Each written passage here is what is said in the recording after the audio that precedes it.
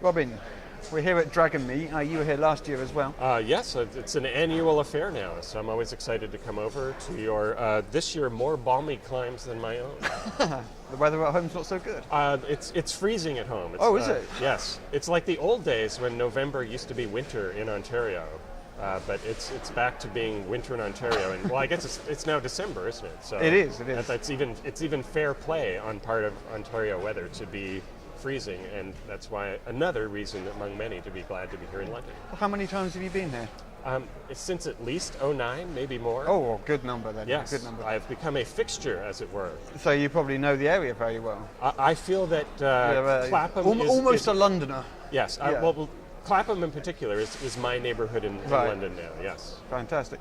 So you're currently working with Pelgrane, and Pelgrane, I presume, are bringing you and Ken Height across each year. Yes, indeed. It's through their largesse that I'm here. Yeah. So what are the current projects you're working on with those guys? We've got Hillfolk. That's the game of interactive drama that solves the question of player versus player. I think I spoke to you briefly about it at the Ennies last year, didn't I? Or was it this year?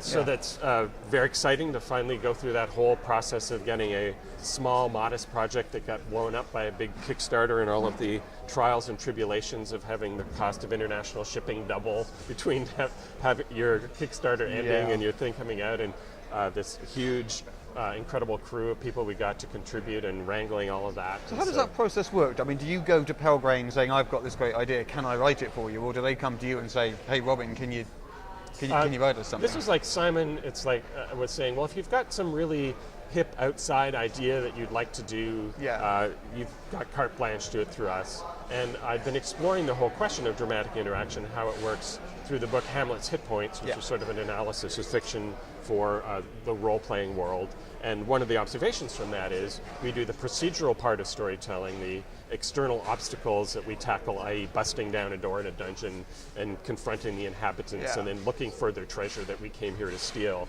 We do that really well. The whole murder hobo thing. Right, but the interactions between those characters while they're on the trail, we haven't really cracked that. And actually, if you look at the way fiction works, it's a pretty simple structure, and it's simple and infinitely variable and very powerful, and that's how it works. And so the idea was to create a game that would bring that into role-playing gaming. And so Simon said, give me something hip and new that you really want to do, and I've been thinking about that for a long time, and as soon as I figured out how to do it, I proposed it to him, and then we were off to the races, and then Kickstarter came along, and the story has resulted in Hillfolk now being available. Fantastic. And I think you're a Kickstarter reward for a number of different projects, aren't you? I keep on seeing your name popping up in Kickstarter. Yes, I'm now think I'm due to write a creepy postcard for the Cthulhu. For Cubicle 7s. Cubicle 7s. There's a Tan Xia Fate Core sort of wuxia supplement that I'll be writing a short story for.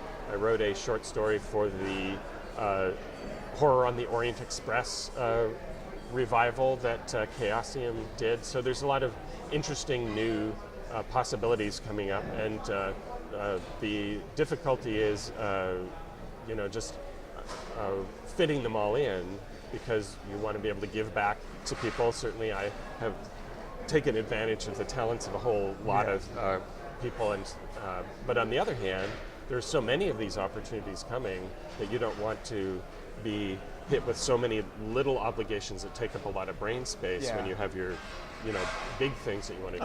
And also actual time as well, presumably. So, but it's a high-class problem as a freelancer to now have more opportunities to do cool things. I don't imagine every freelancer can claim the same. I can't speak for other freelancers. Fair enough. Thank you so much, Robin. It was a pleasure. You're most welcome. Thank you.